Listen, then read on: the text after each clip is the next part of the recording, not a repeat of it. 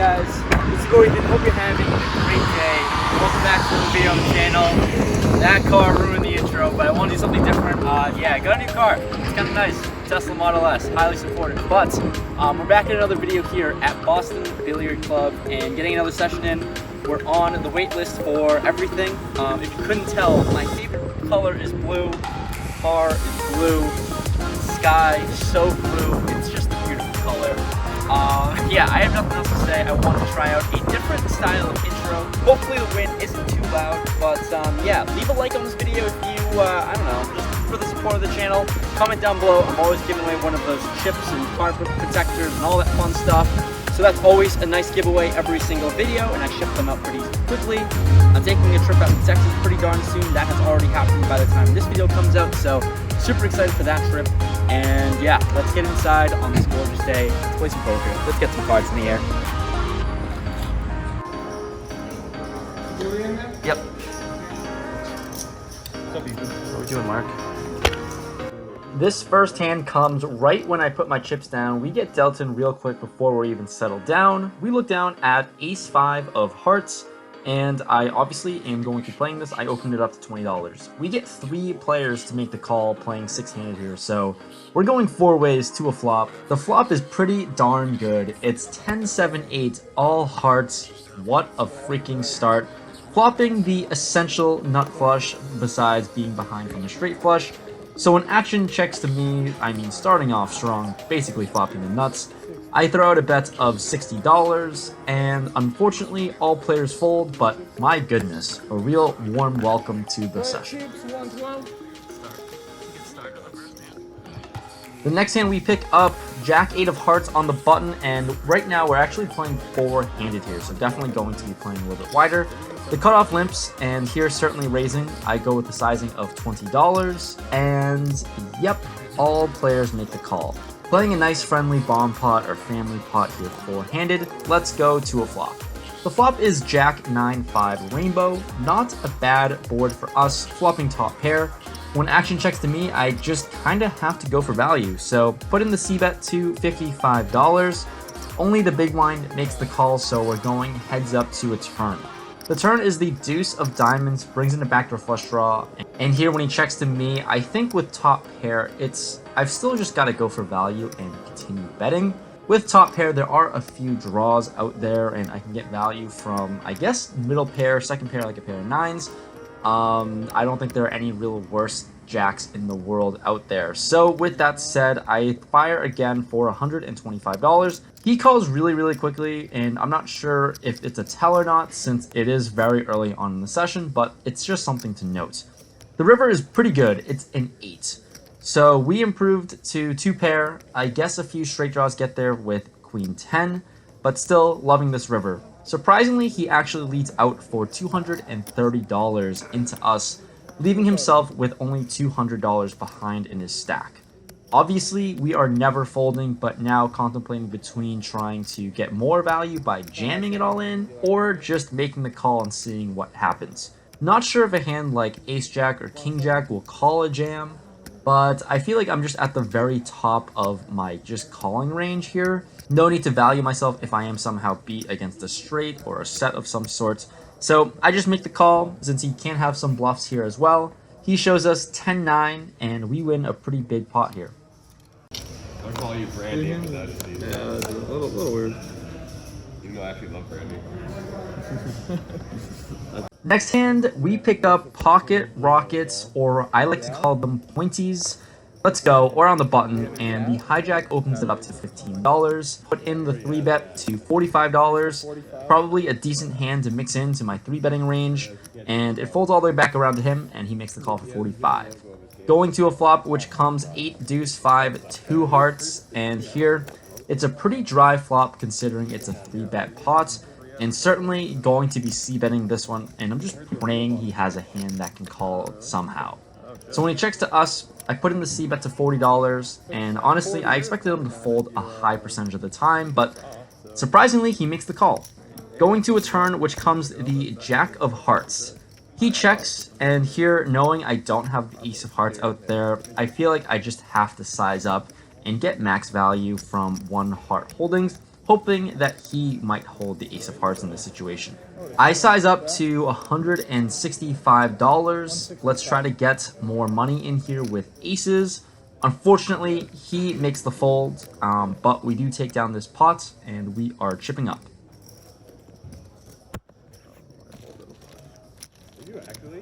And after that, pocket queens picking up another premium in the hijack with a button straddle. I open things up to $35, and only the button straddler makes the call. Out of position, the flop comes ace, jack, 5, 2 diamonds. Here, the ace out there is just always annoying, and I don't really put him on too strong of a range. Since he's the button and straddled, he's very incentivized to just see a flop, so I check on an ace-high board, and he checks it back. The turn comes the 10 of diamonds. Here, I certainly have to just start betting here a little bit and get some more money in the middle. So I throw out a small bet of $30, and he makes the call saying Merry Christmas. So it definitely seems like he has a weak holding given what he said while making the call here. So let's go to a river, which comes a deuce, a total blank. Does he possibly just have a 10 of some sort that he could call a very small bet? I try to extract some more thin value on this river with a $15 bet. Unfortunately, he folds with 8-7 offsuit. I guess he had a gutter along with a 7-high flush draw. Following that one, we're looking down at ace-queen on the big blind with a button straddle. So I open up the action to $35 out of position, folds around, and only the button makes the call. Going to a flop, which comes 9-7-5, all clubs.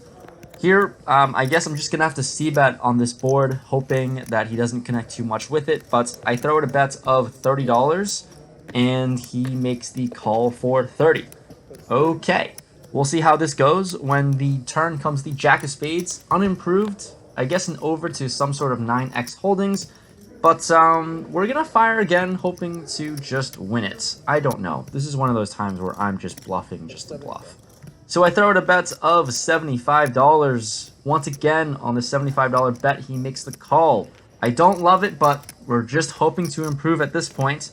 The river is the 4 of diamonds. This is, once again, not a card that we're looking for. Well, I'm sitting with ace high, and I'm certainly not good here, so let's just hope he doesn't have too strong of a hand to call 3 streets down with. I fire for a little bit of a smaller sizing to $115 to look like value.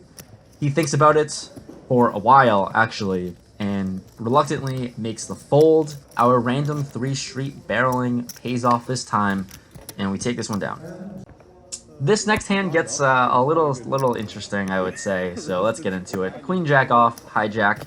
I open it up to $20, and the button and big blind make the call.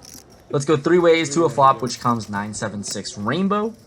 Action checks to me, and this isn't really a board that I want to c-bet on, especially multi-way, so I just put in the check. The button now throws out a bet of $30. The big blind folds pretty quickly, and I wouldn't be talking about this hand if I folded, so I float once since I have, I guess, a backdoor straight draw and 2 overs. Not really great to justify it, but I float. Going to a turn, which comes the 8, which is pretty good for us considering there is a 4-liner out there, and we do improve to a gutter to give us the nuts. So I check. He throws out another bet of $70, and here definitely should just be getting away all the time, but on a card that improved us, and I'm calling on the flop, we're going to get in some trouble. We make the call for $70. Going to a river, which comes the 3 of spades. It is the brickest card out there, and here I'm thinking maybe I can check raise, but that doesn't seem really likely. How often is he betting 2 pair here on this turn card for very slim value? I'm not entirely sure, but I'm hoping he has one of those holdings that cannot call a river bet. Since I don't really think he has a ton of 10x's in his range, besides 10-9, or he could have flopped it with 10-8, but realistically, like, does he ever really bet on the flop here with a 10? Not too often. So I go for a bet of $125. This doesn't seem to work as his hands go directly to his chips and sticks his whole stack in there and jams for $500 total. Easy snap fold for us with queen high, and this is what you call a good old punt. Did not play this hand well in the slightest. This was quite the disaster. After that big time punt, we pick up ace-8 offsuit on the big blind with a button straddle. The low jack, the player to my left, he acts out of turn and actually open limps. So here, knowing that he can have a wide range, I want to play pot against this player, even if we are out of position. So here, ace-8 offsuit, a little wide, but I opened it up to $40. The low jack makes the call, and the button is priced in, I guess, to some degree, and makes the call for 30 more. So we're going to a flop three ways, which comes jack, 8, deuce, 2 spades. Middle pair, top kicker. It's not too bad, as I know the player to my left can be a little bit sticky.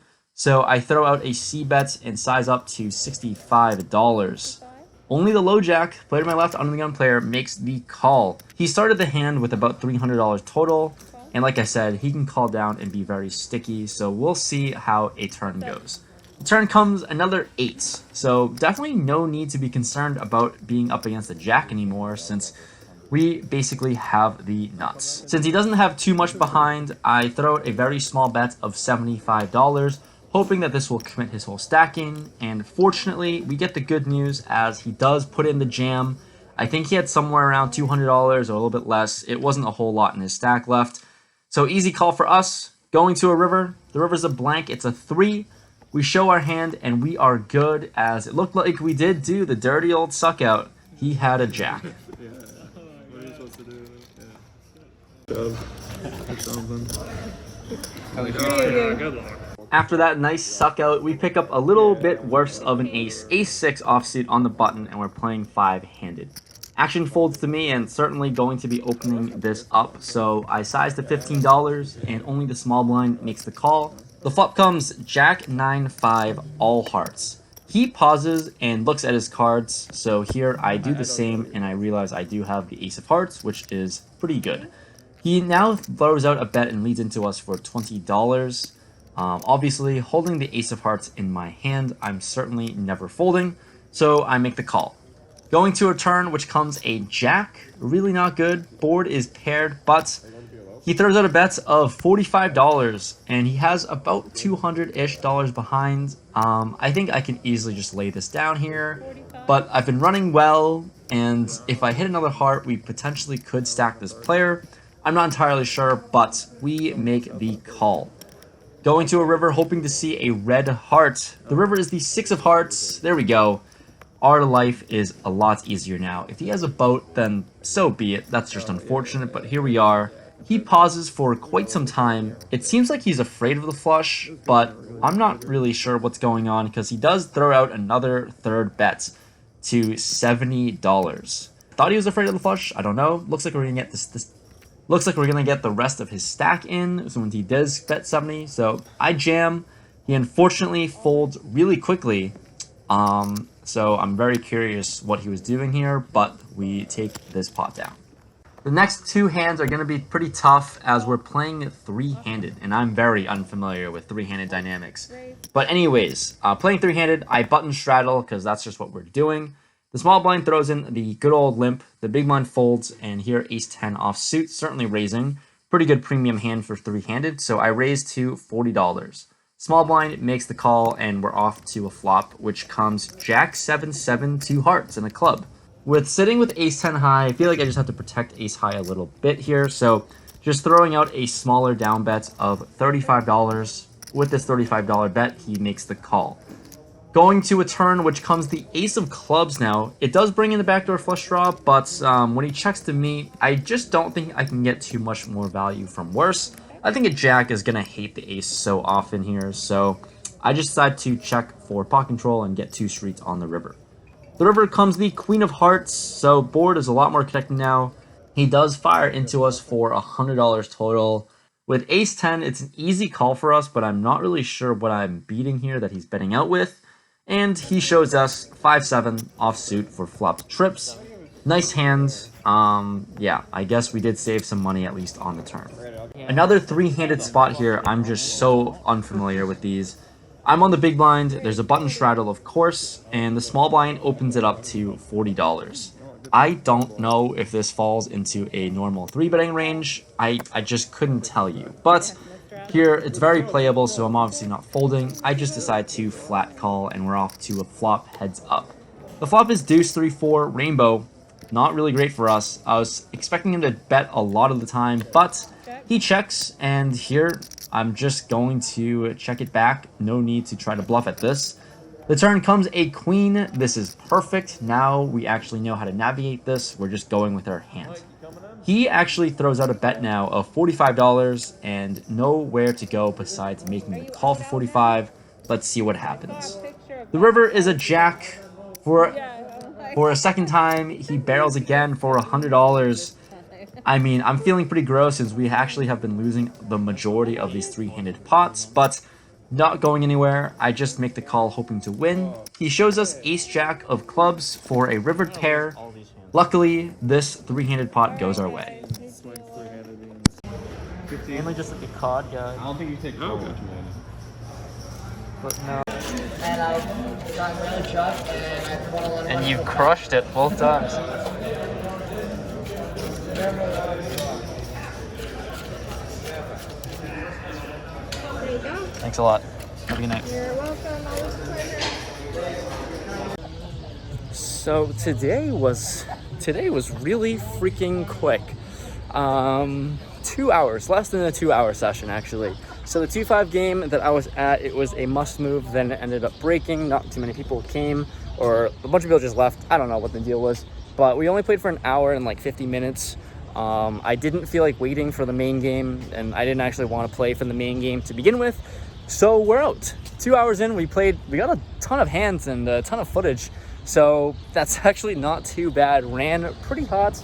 I donked off more money than I should have, but regardless, profit is profit. So we were in the game for 1,000, out of the game for 1,850. So pretty decent session there for less than 2 hours. So yeah, that's it. So hopefully you enjoyed the video. Leave a like if you made it this far. It's always much appreciated.